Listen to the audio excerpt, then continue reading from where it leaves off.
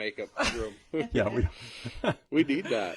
We're live now, so we're live now. Oh. but We're not actually starting. We're not starting. Oh, I see. We're building an audience. So how can I find Can I that? talk about my flaws? All five of them.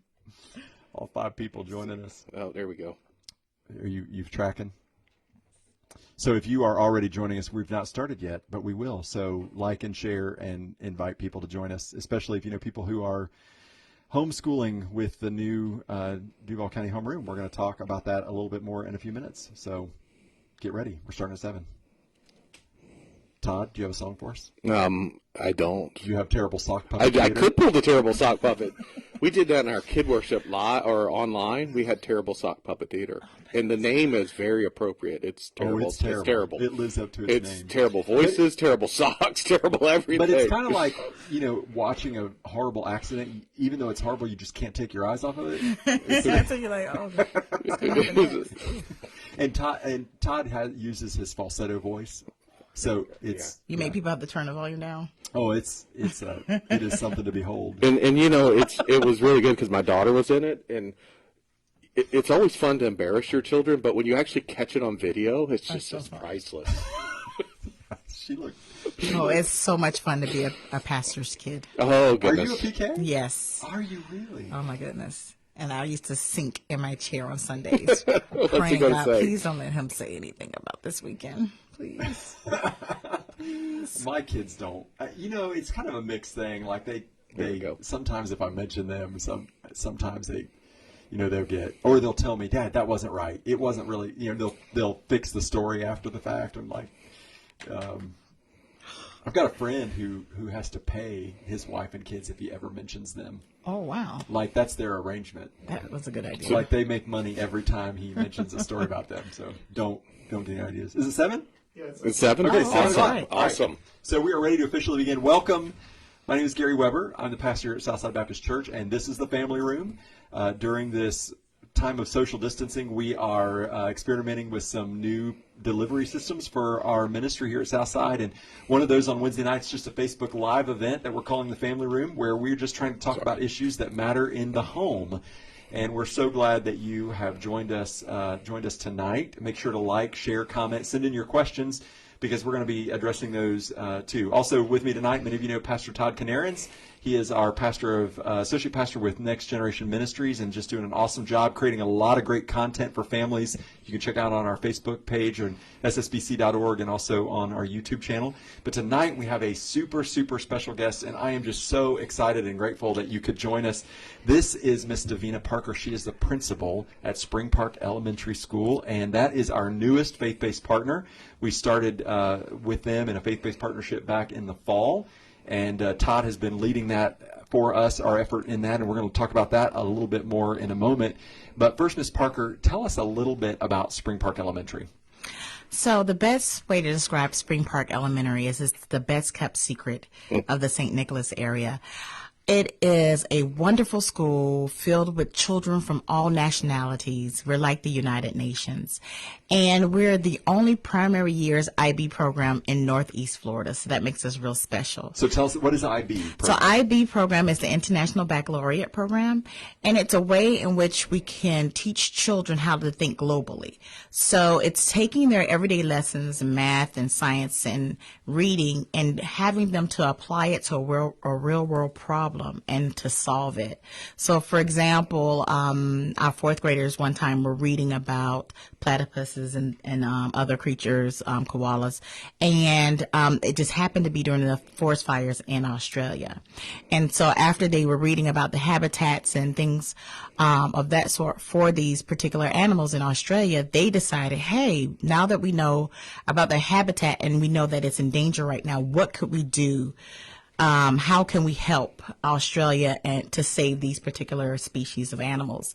And so they decided to start researching companies and different nonprofit agencies that worked with those particular species of animals, and decided we're going to get together, we're going to raise money, we're going to send money over to Australia to support the habitats for these particular species. That is great. That is Yeah. great. Sounds like a great school. Now, it's also a Title I school, and for Yes. those who may not know, what does that mean?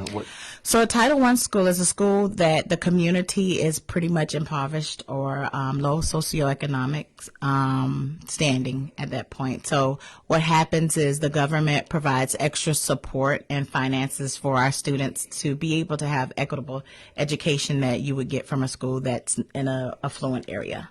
And how does that work with the IB program? Is that's a magnet program, but it's also a neighborhood school, I'm assuming, as well. Yes. And how has that worked together? Is that working out pretty well? Or? It's working out fabulously because we actually offer the IB program to all students. No matter if they're a magnet student or if they're a neighborhood student, they are all considered IB students. That's wonderful.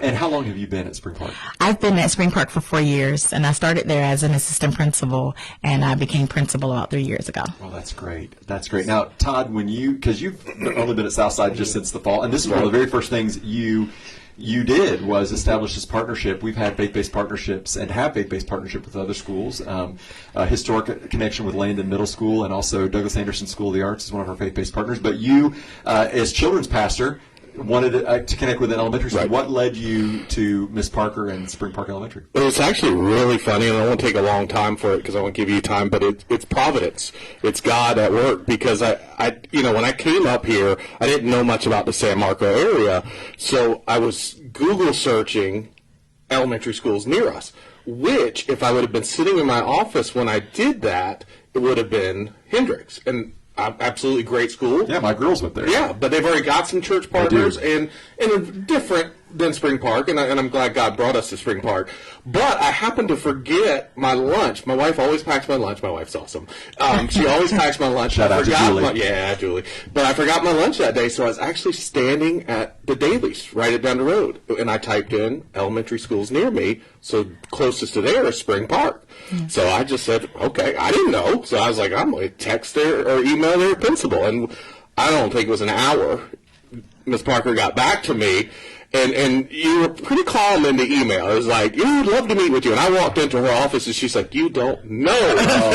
And y'all had been literally wanting a faith-based partner, and here I walk in, and it was an awesome match. Yeah. It really was cool. We were You super just see excited. God moving in it in so many cool ways. Now, Todd, tell us, just so that people get an idea, this school is very close to us. Very close. Yeah, so if you give us a little idea of where it is from the church. All you would do is go down Atlantic, split over to Beach, and then it's turn right onto Spring Park, and you can almost see it from there. Right there. I think it's 2.5, if that, Yeah. if that from here. And it actually backs up to our other faith-based partners. Yes. So for Douglas Anderson and Spring Park, I think your properties actually come Yes. together. That's amazing. So tell us a little bit about yourself. I just found out before that you are a PK. Yes, I am a pastor's kid. My father is, right now, he's bishop designate for the Full Gospel Baptist Church Fellowship for the state of Florida. So he was supposed to be, actually, his consecration was supposed to happen in July, but of course, because of the pandemic, it's been postponed, but we're super excited about that. But yes, I'm a PK kid at heart. Well, that is wonderful. And we are so encouraged by this partnership and the opportunity. And so I just, obviously, God had a plan and drew yes. it together. And thank you for welcoming us into your school. Thank you for having us. I'm very excited. I know that we could not be who we are without having a faith-based partner in place, praying for our children and making sure that our children have what they need, not only in a tangible way, but also a spiritual way. Yeah, tell us a little bit, and I'll put this up to both of you. Tell us a little bit about the faith-based partnership, and I know it's still kind of forming because it's new. It's not even been a whole school year, and obviously then this happened, and it's changing again. But what are some things that we are doing as faith-based partners to minister to this community and to the kids and their parents? Well, right now during this pandemic, we've had volunteers from Southside Baptist Church every day from 11 to 1, helping to serve our students with lunch and dinner with our grab-and-go process, and pass out informational packets or instructional packets to our students who may not have technology to help us answer questions. So they have been phenomenal with helping us with that. Also, we started our first girls and boys basketball team this year, which was really cool. Our children absolutely loved it, and it was a great opportunity for them to learn how to be teammates. We bust them here to the church to use the gym. They got permission from their parents, did all the appropriate things, and brought them to the church. And I would come into the back door to walk in through, and I would always try to walk through and watch. And they took it so seriously. I mean, they were just like, I don't know if they focused like that in class, but if they knew they were going to be geniuses because they were focused. Now, there's always the kid that's, not focused, but Yeah, we know him. but it was so cool to watch them do that and to see. And I know you had a lot. How many volunteers do you have working with the basketball program? As many as 8 at certain days. James came out, George Foote, Keith, a lot of them. We had a lot. Of course, we kind of split it up. Brian Cunningham took the boys team, and I took the girls team. So it was kind of neat to see Brian, because Brian and I can both be a little competitive, but I'm a little seasoned, so I know we got to focus. It's ministry, sports ministry. We have to learn that. It's not just sports, it's ministry too. But Love you, Brian.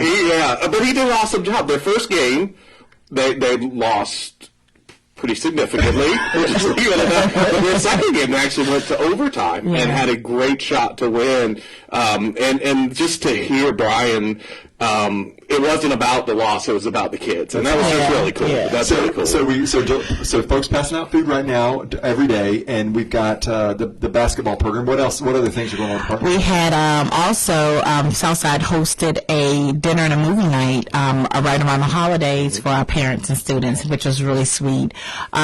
Just anything we need right during the school year. We have volunteers come every other Friday to read to our students, and our students fell in love real quickly with each and every volunteer. So just helping us out throughout the school year, and I know you guys keep us covered in prayer. So well, and if you have not been a part, I hope this is an opportunity for you to be aware of this partnership.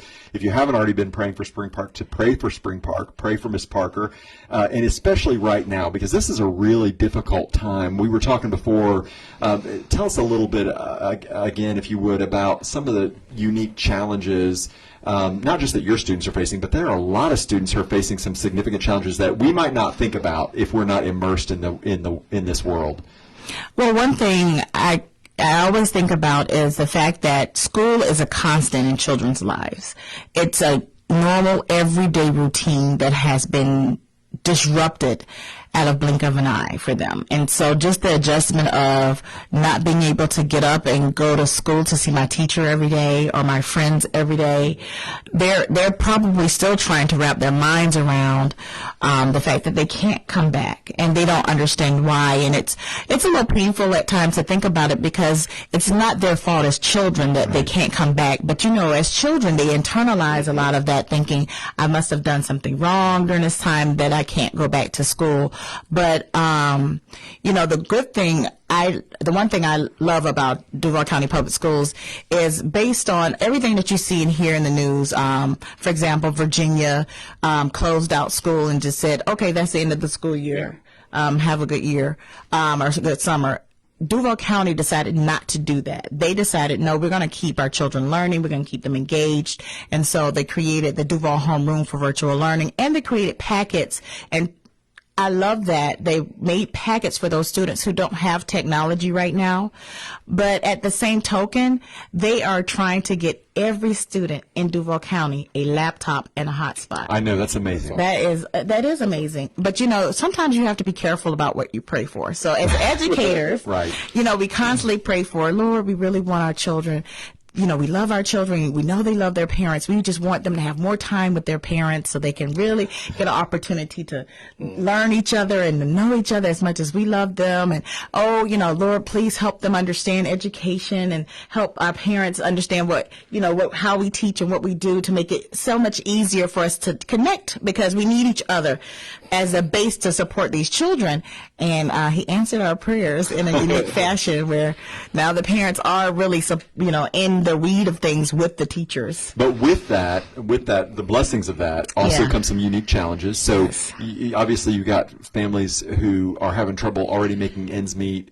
Mom and dad Yes. may have lost their job or hours gotten cut back. Food is already a struggle, so that's an issue. Yes. I imagine you've got students, like you said, with no computer or devices or internet access. How many students would you say at Spring Park cannot access Duval County Homeroom because they lack the technology or the laptop or the device to do it? Right now, I would say probably a good 30% right now. 30% of a school that has how many students? 480 students. Wow. Yes. So it's a slow process, because of, again, 30% of my population are students from a different culture or nationality and speak a different language. So getting the laptops to our parents has been just a bit of a challenge, because they're having a hard time to understand the process because of the language barrier. So we have been really working around the clock. The ESOL department from Duval County has been helping. Also, our ESOL paraprofessionals have been trying to call and go out to parents' homes, and we're trying to, like today I sat on the phone with IT to make appointments for my ESOL parents and then translate the information back to their language so that they can go and pick up a computer. So is that an opportunity? I mean, I don't know, with social distancing and everything else, is there an opportunity then for us as a faith-based partner to help in that capacity anyway? Would there be ways that we could, that we could help to work through that list of people and just try to connect as far as getting them the information they need to access the resources? Because these resources are available, I'm assuming? Yes, and it's free. It's free. It's available. All they have to do is have the student in the car with them. They can have the student number, and once they have an appointment and a ticket number, they just drive up to whatever school they've been assigned, and they pick up the laptop and hotspot for free. Yeah, we've got an ESL program on Monday nights here that has just grown exponentially, and a ton of great volunteers, and we've had to shut all that down, of course. So maybe some of you volunteers, I don't know, I love it when I know everybody gets nervous when we start creating new ministry opportunities on the fly live in front of people, but that sounds like that's an great incredible idea. need. For Yes, sure. it's just having an opportunity, because right now the IT lines are kind of long and you have to wait a while, because they're trying to troubleshoot for the teachers and troubleshoot for those who are on the internet and try to disperse the laptops and hotspots. It can be a wait. Okay. And so having people that don't mind putting the phone on speaker and just waiting in until someone picks up to make the appointment for the parent, that will help us tremendously. Wow. We also have parents who have transportation issues. So of course, if you're an immigrant or if you're a refugee to this country, you don't more than likely have transportation. So the cool thing about Duval County is all I had to do is email my regional superintendent their contact information, student's name, ID number, and their address and telephone number, and they're delivering Wow. them. So Hey, shout out to DCPS, all the staff there, Dr. Green, Yes. the principals, the teachers. I just got to tell you, I know that you guys, take criticism all the time, but crises really show solid leadership, and it is showing the best in Duval County right now. I just got to say that as parents who had their kids in the public schools, we've always been fans, but my respect, which was already high, just has gone up exponentially. Great job, really. We appreciate it. Now, Ms. Parker, I know you've told me this before. How many different languages do you guys have spoken at Spring Park? And I know it fluctuates. yeah, 14 different languages. 14 different yes, languages. 14 different languages. And I know when I've helped Miss Wallace before, when her class switches, it's okay. But there was one point the class didn't switch, and there were literally children in there who couldn't understand me. Yeah. And I mean, so there is great opportunity to help there. Hey, I want to double back to something you said, some of the kids and not being aware, and they just know they can't go back and they think they maybe did something wrong. Yes. Talk to us a little bit about what parents should be saying to their kids, because I'm afraid some of them just aren't saying anything, and if that's a thought in their head, that needs to be dispelled. So could you talk a little bit about what you tell parents as it regards to, or what you would encourage parents to say to their kids during this? I would just encourage our parents just to reassure them, let them know really what's happening in the world, but reassure them that it's okay to be wise. It's okay to be wise. You should wash your hands. You should practice good hygiene, but it's not okay to be fearful. You don't have to be afraid. It's just like catching the flu or the common cold. If you're not taking care of yourself, you get sick. But just know that we're just taking extra precautions at this time until we create some vaccination or some type of antidote to this particular virus. That's why we're taking these extra precautions, that if the school could open tomorrow, I will be there at 6 a.m. with bells and whistles and running around the parking lot. Can't wait to see the babies. But the cool thing is to get in contact with your teacher. Have your teacher and the child speak over the phone. If you have video chat opportunities, video chat with the teacher, video chat with the principal, call the front desk.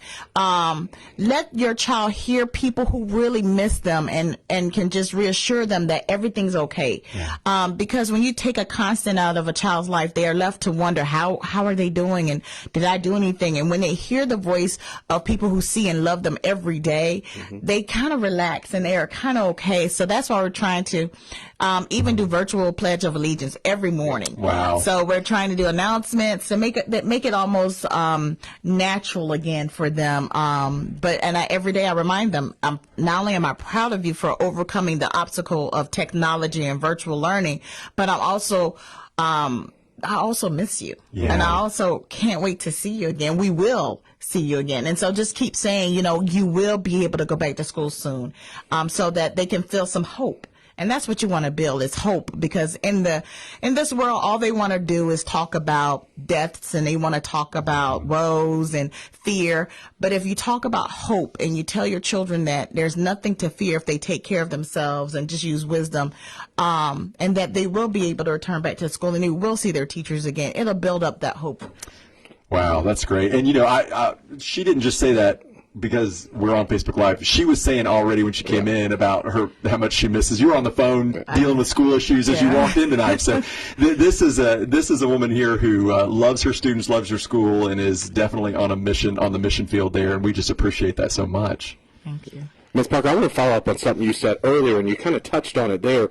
That we were talking about how the kids, if they don't understand, they internalize, and then they begin to show that in attitudes or actions they wouldn't. So how can parents be on guard for that, not just think they're acting up, but recognize there may be something else going on there? And so just like with anyone, change is a hard thing to deal with, especially change that happens overnight without cause or without rhyme or reason, and it's out of your control. So even as an adult, when change happens and is out of our control, we tend to get agitated or irritated easily. So just try to be patient. I know it's hard because now you have to teach your children or help them through this technology process. Maybe you're not a techie, and so you're having difficulty just maneuvering through it. What I would say is just be patient, not only with your child, but with yourself, and help them understand that everything, when it gets to the point where both of you guys are about to pull each other's hair out, just stop, take a breath, take a walk around the neighborhood. And then come back and realize that this is a unique time. We are in a time where it was nothing to walk into a restaurant and see the adults engaged, but the children will be disengaged, just on the phone or on a tablet to keep them quiet.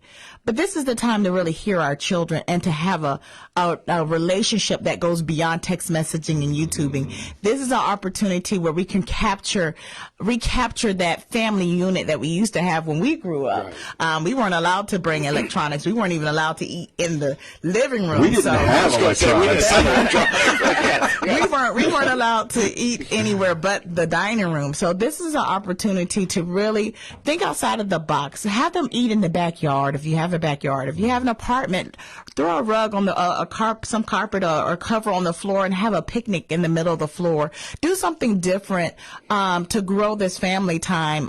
Make a game of it. Have them, if you want to do some type of game, have them do an academic game and you challenge each other on who can memorize their 12 times tables first or something like that, where you're kind of engaging, but you're making it fun for the student. And just making that family time. This is what we need, because sometimes life can be so busy that, and I know because I have a 12-year-old and I feel like I blinked and he turned 12. And you miss those moments when they were walking for the first time and when they called you mommy and now they don't want to touch you or kiss you on the cheek anymore because they're not little anymore. So those kind of things, those moments we miss, and we always talk about, man, time flies, but this is the absolute time where time has actually settled to the point where you have this opportunity to really connect with your children. But I just say, just try to connect with them, be patient with them. We're patient with each other because we all know that we're all stressing out about this new process and trying to learn it. But the one thing we have to understand is we're in it together. Yeah. If we could do it without computers and just have your children back, we would. But we're really trying to reach out because we miss them so much. We're really trying to reach out to them through this virtual learning. So it's just, using this time to really capture that family unit again. That's so good. Yeah. Hey, if you're just joining us, welcome to Facebook Live, the Family Room, Southside Baptist Church. We are talking with Principal Miss Davina Parker. She is the principal at Spring Park Elementary School, just a couple miles from our church, our faith-based partner, and Pastor Todd Canarins is also here.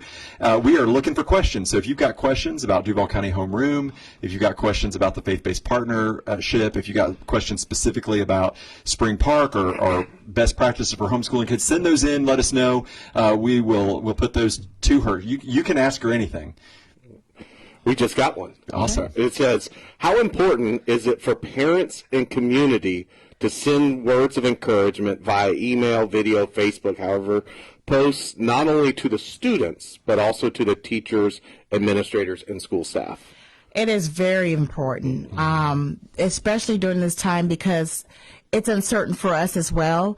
And so this is a new way of work. And teachers are staying up late at night trying to figure out what's the best way to present instruction to your children, that they can understand it, that they can actually access it with ease. And we're trying to balance it so they can do it independently and not too much leaning on the parent, because we know you have your own things that you have to do as well.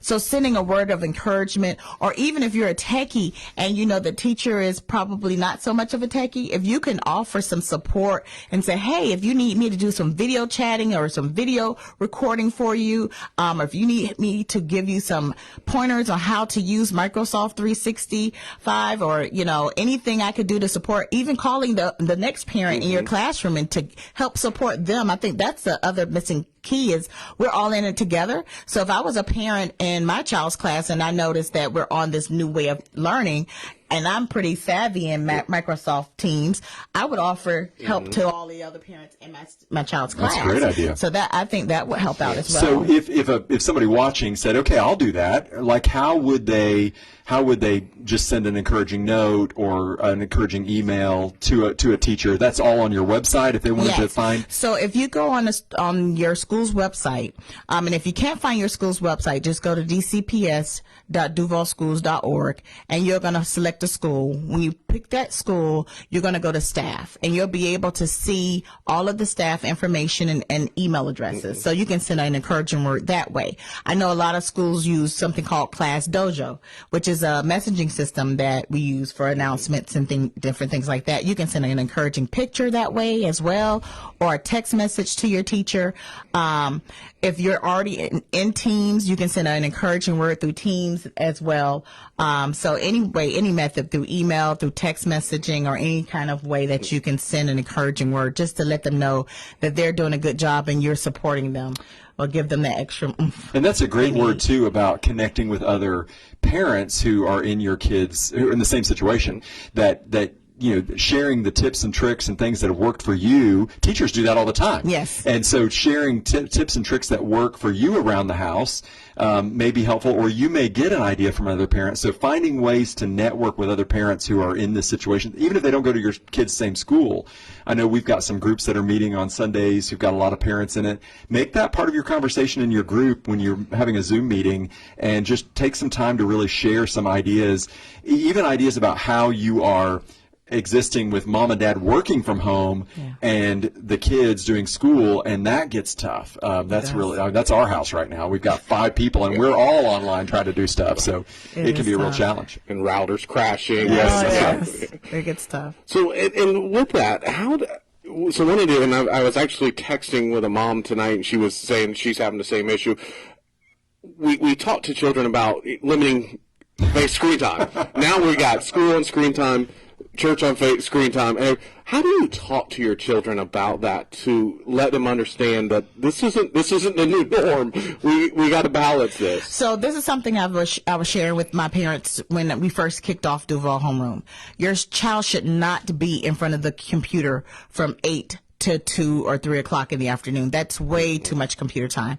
You should have a schedule that the teacher will email out to you or send out or even post on Teams, where you get the opportunity. And I even tell my children every day, get up and go noodle. Get up and go outside and do some exercises. But it's not healthy just to sit for hours of a time anyway, but to do something else and do something creative outside of just sitting in front of a computer screen, because it won't be the norm.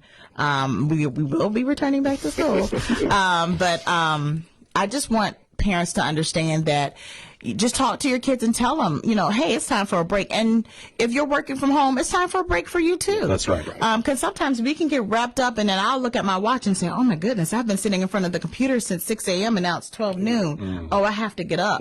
So set your clock, have an alarm clock and set it, and let that be the time that you and your children break away from the computer and take a walk around the neighborhood, or turn the alarm on and let that be an opportunity for you all to watch a quick 30-minute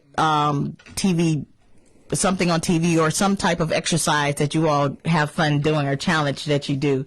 They have a lot of Facebook challenges out there now, and Instagram challenges. So, and TikTok, I guess, is the new thing now. Ooh, don't get Gary started. Oh, yeah, we'll have a different episode about TikTok. My kids know, no TikTok. If Dad pays for the phone, we don't do it. Anyway, we digress. Yeah, I'm sorry. Todd, you baited me. I shouldn't have gone. Hey, I was going to say, just along that line, so Megan, on our staff here, she was in here earlier helping us. Megan has she's read about these challenges, and she and I were teasing. It says every hour get up and walk, but also do 10 push-ups and 10 sit-ups. Like do something, and what you find is you're actually more productive with the time you are working if you do intentionally take those breaks to give yourself a chance to recharge. So I think it's good advice for kids and parents. And for parents, I mean, how long? Because you got to think about when you're at school, you're switching classes, or you're going. How long would you recommend that they sit there before they take a break? They tell you that your attention span, or research says your attention span is the same length of your age. So usually, I know that's not right. Yeah. So usually it's hard for a 4-year-old or 5-year-old to sit for 30 minutes at a time. But I wouldn't let them sit longer than 30 minutes, and let them get up and get a break from it. Yeah. Go have a snack, or do something different. Go read a book, or go do some coloring, and then come back. And so that parent who is making that child sit there, and you're going to sit there till you get that work done, that's actually counterproductive. Yeah. Because then they get weary. Yeah, they get weary, and then the child gets whiny. And so, in our kindergarten class, they are up and down and up and down. They go from the carpet, then they go to the desk, and they go back to the carpet, then they get up and do a go noodle and do some stretching, and then they go back to. So it's constantly transitioning happening in the classrooms. Even up to 5th grade, they transition to the next teacher's classroom, and they may sit down for 30 minutes at a time, but then they get up and switch because they break into smaller groups, and then they work with other students. So it's constantly movement happening in the classroom, so they're not just sitting at. Well, and they also have recess, and they have PE, or they have an arts class that they take. So those are in the school for a reason. Yes. I mean, they're learning things for sure through those areas, but it's also a healthy distraction and sort of rejuvenating to the mind. And the resource teachers actually have their own teams as well. So Yeah. they're on there virtually as well, and they have challenges, I know that our physical education teachers have challenges for the students, and our art teachers have challenges as well that's on teams that are available for the students. That's great. So we got a couple questions coming in, but I do want to say, and I appreciate that, the 30 minutes, because I've heard parents say, my child can't sit in front of an electronic for 2 hours. Well, they can if it's Fortnite, but for schoolwork, but they shouldn't. And so that's not really the child. That's the reality. So I appreciate that. If you think about it in real life, when you're sitting in church, if the sermon's longer than 30 minutes, you're like, Hey, careful. Careful. Ooh. So it was nice having you. Spoken like a PK. So I got a couple questions that came in. First one's from Scott, and he's our executive pastor. So, but you know this because we've talked about this. We have a partnership with the Southside Korean Baptist Church. Yes. How many Korean students do you have? ooh, I have about 18. 18. So to answer your question, Scott, yes, we could be partnering and find opportunities Absolutely. there in translation and some things like that. I know Definitely you've mentioned to me. translation, because not understanding Korean, and I always think that Korean is a dialect of Burmese, and that's not true. Right. So we always make that mistake, and we call on our Burmese para to come and help, but then our parents are still like, so we end up using students to help interpret for their parents or other students for us. So that is Yeah, needed. so some of you are involved with Yeah. our Korean ministry and ESL ministry. This seems like a great opportunity. I don't know how we'll mobilize or organize that, but we'll figure that out I later. see you watching Faye Lockamy. A great question here. It says, as a parent, do you have any tips on how to balance between work and helping my kids with school, being that we are both now at home? I'm still trying to find that out. This is a great question for me, because I'm still trying to learn balance. But it's something that you have to kind of make a habit. At home, it's interesting because when I'm working from home, I have to figure out when my son is on live with his class, and then maybe move to another part of the room so that I won't hear his meeting and he won't hear my meeting. So it's kind of hard, but I would just recommend, the question is how to spend more time with your kid. Well, like, what are some tips to find balance there? To walk away, to be in it, to... I would say definitely you have to set some limitation for yourself. Just start as the parent, because I struggle with balance, to tell you the truth. But I have to, because I only have one child, so I only have one go at this. And so I've already missed out on a lot of milestones because I've always tried to put my work and make sure I got work done, and it doesn't work out because you are always doing work.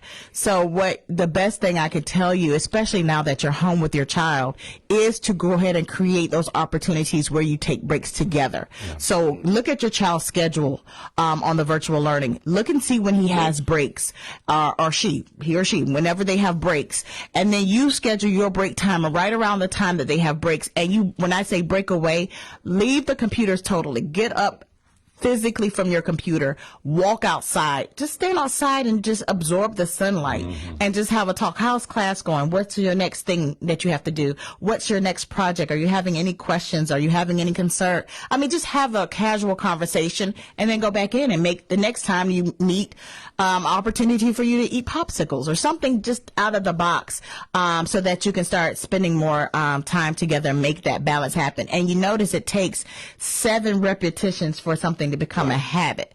So you're going to have to do this for a while in order for this to become almost innate, where you're not even thinking. It's almost like breathing or looking for the light in a dark room. One thing that the Webbers, we've been trying to figure this out like everybody else, and one of the things that we figured out is we have common areas where we all agree we're not going to get on any video chats or classes or work that involves communicating in these rooms. That these rooms are places you can go to and you can just read or you can talk to somebody else. But it's not these are going to be sort of spaces that we share, and then other places where we can go to actually do the work. And everybody knows, hey, don't go in there because mom's on a video conference or somebody's taking a class online. So I think that has helped us a lot because then we're not stepping on each other as much. So just simple things like that really can make a big difference too. Yeah. Yeah.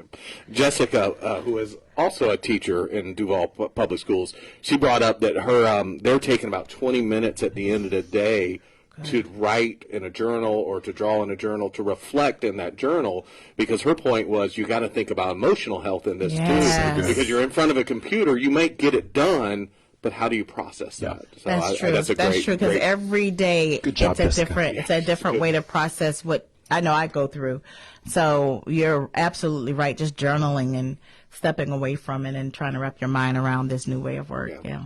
That's a good idea. And it's new for all of us. Yeah. And that's what we have to remember. I think as parents, it's new for the teacher, it's new for us, it's new for the kids. So you just got to have a lot of grace right now. That's right. That's right. Hey, thanks for joining us and being here. If you got any questions, send them in. We're going to try to wrap this up here in just a few minutes, but we want to make sure if you've got any questions for Ms. Parker that you get those in, and we'll try to answer those as well. And just remember to, as you're praying, I know many of you are praying for our healthcare workers, our government leaders, but hey, we need to pray for our teachers and administrators as well, because they are still working, and they're working maybe harder now than ever before, and they're doing a great job. So just remember to pray, and also put some feet behind that prayer. Send a card, a note, an encouraging email. Find a way just to encourage all those people who are working so hard right now while this is going on. That's super important. I know that tomorrow, I believe it starts tomorrow, and it's tomorrow and through Friday. They have a chalk walk challenge. So you can actually buy the little chalk from the Dollar Tree, and your child can go to their school and write positive messages on the sidewalks for the administrators and teachers in the building. That's really awesome. neat. Definitely do that. I'm just looking, making sure I didn't jump on front of anybody, but what can we be doing to help you? What can we at Southside be doing for Spring Park right now? Anything? I know we're sending volunteers over. Yes. So the volunteers are great. I think also, like we were talking before, having people, if you have people who are good in technology, who knows Microsoft product or can figure it out quickly, who can provide like an extra support, so that if our parents can't get through on our Duval County Public School IT line, maybe they can call someone from Southside Baptist who has an IT background that can help them navigate through Microsoft Office. If you have parents that know how to navigate through Teams really well, if you have high school students that know how to navigate because they've been working through Teams since probably last year or year before. And they could get service credit hours for that. Correct. So I would say have them reach out to their schools that are close to them, or reach out to Spring Park or Douglas and Anderson, anybody who's having problems with this virtual learning process, be there to support IT-wise.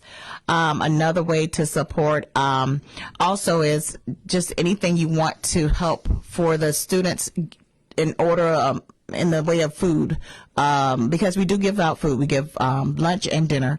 We're a Title I school, so we have both. But I worry about my children over the weekend because I know these times are hard, and odd things are flying off the shelves, like eggs all of a sudden. So odd things are flying off the shelves. So if you have an abundance of something, because I know we have some coupon queens out there, if you have an abundance of something and you want to donate packages for students to have over the weekend for care and for health and for food, that would be awesome as well. I also, I hope I don't get in trouble for this, but I actually gave out small devotionals because as a parent, I know that this is challenging times when you don't know if your job is going to be furloughed or you're going to be let go altogether. And then your child is home nonstop and you're trying to work out babysitting services during a pandemic where most places are not offering it. And trying to figure out who can stay home with your child while you're trying to keep the job that you do have. So I know it can be hard. So I've been passing out small devotionals just to help our parents with inspirational thoughts every day, just to help them kind of have a place where they can journal and just let go of some of the anxieties and fears that they experience every day, so so that they can be healthy for their children. So anything in the way of just an encouraging word back to the parents, because this is a lot to endure, thinking that right after spring break everything would turn back to normal, and it hasn't. So something that even if you had a prayer line or just a line for questions or, where I can go for resources. I can call in for prayer. I can call in for resources, or I can just call and be heard because my child won't stop crying. I can't figure out Teams and the computer is spinning and I don't know what to do next. So some type of helpline that they can call into and just have someone that just can hear their voice. That's so important. Well, I think it's as God orchestrates things, one of those things on your list I think we're going to try to help with. So we've been working for a while because we knew that the issue of food was an issue for a lot of your students and families already, and so we have been working on some things and wanted to kind of let you know about that, and also an opportunity to invite the rest of our church family to join in on this. I'll let Todd give you some details about it. So you and I talked the other day, and we know there's 50 book bags that are going home through the Florida Baptist Children's Home. One more child. I get that messed up every time. One more child. And talking to you, talking to them, we realized there was going to be a gap there. So we stepped into that gap, and we just pledged about $1,500 to Florida Baptist Children's Home and said, this is for Spring Park, so none of those backpacks lessen or go away for the rest of the school year. And we're challenging our small groups to step up and pledge with us to make sure we're covered. That's about 25 of them, but we want to get all 50 of them. So we're challenging our small groups to step in that gap with us. Awesome. And then our prayer is that it doesn't end this year, that we take that on as a church and just stay there with you guys so it can grow as you grow. Yeah, so here's the challenge. This is pretty simple. It's $7 a weekend to provide a kid a backpack to go home so they'll have food over the weekend. Again, this is through our partner. We've been partnered with One More Child, the Florida Baptist Children's Home, for decades and decades. So it's a trusted partner and a common partnership here through Spring Park Elementary.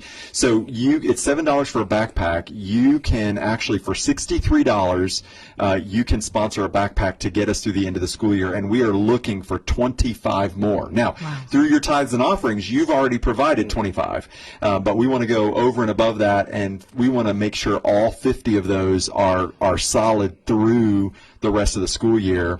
And then we'll figure out the fall. We'll be coming back to you for more later. But first, let's get them through the school year. That's wonderful. That's an honor. Thank you so much. Glad to do it. Yes. We were talking about it's one of those times that a lot of churches are pulling back because they're scared, and it is a fearful time. But we're taking real seriously Malachi 3:10. It says, "Bring the whole tithe into the storehouse, that there may be food in my house. Test me in this, says the Lord Almighty, and see if I will not throw open the floodgates of heaven and pour out so much blessing that there will not be room enough to store it." And we're standing on that. That's right. Yeah. And if you want to support financially, you can text the word GIVE, GIVE, text the word GIVE to 904-441-8650. 904-441-8650. Just text the word GIVE, and you can contribute towards that. You can actually give toward the church ministry overall, or you can go to benevolence. You can give there as well. But we're challenging every small group. Hey, $63, you can take a backpack through the end of the school year for a kid to have food all weekend. We want to get 25 of those sponsored so that we can see this all over the finish line. And I am just so grateful that God has positioned you for such a time as this. I'm a firm believer that God puts people in the places He needs them to be for the time He needs them to be there. And it is clear from talking to you during this little bit of time that 3 or 4 years ago when He put you at Spring Park, He knew about this day. Yeah. And what a great job. Thank you for all you do. Thank you for the way you lead. Thank you for the way you love, and for your love for those kids and their families. And I just, we tell people all the time that everybody is a minister. Everybody's a missionary if you're willing to see your job as a mission field. And so thank you for giving us a beautiful picture of what that looks like. Thank you. It's an honor to serve. And I always say that this is truly a ministry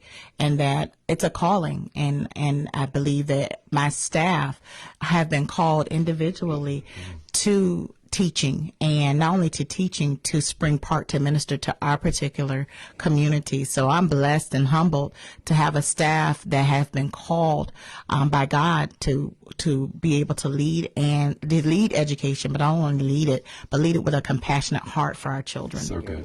So good. Todd, anything else we need to No, Ms. Parker, thank you. Well, so appreciate you. And Todd, thank you for the vision and obedience to the voice of God in leading us into this partnership. We, again, appreciate all that you're doing. If you haven't found them, the resources for families for discipling your kids, ssbc.org, you can go and find the resources there. Children's sermons, devos every day, material for your preschoolers, student material that's going on. It is just outstanding. And Todd and his group of people have done a great job. So check that out and use that. That could be a break that you could have. Yeah. You watch Terrible Sock Puppet Theater. Terrible sock puppet yes. there all the time. It's 24/7. You can find it on Good YouTube. idea. Hey, thanks so much for joining us. I'm going to close this out and pray for you, if that's okay, That's and for fine. Spring Perfect. Park. Absolutely. And thank you again for making Thank a part you of this. for having us, and thank you for being our faith-based partner. It's and our privilege. Thank you for listening to the Lord. Yes. Yes, let's pray.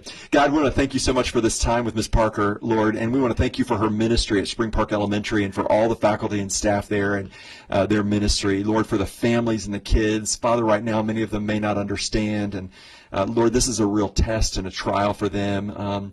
Just access to food, access to technology, internet. Lord, it can be overwhelming, but you are not overwhelmed. And so we thank you for the way you will provide, the way you will guide, the way you will lead. And we know that you'll do that through your church, that your church is your hands and your feet. So Lord, help us to know how we can best serve. Help us to be sensitive to your Holy Spirit, Father, and to respond when we're called upon in the name of Jesus to minister.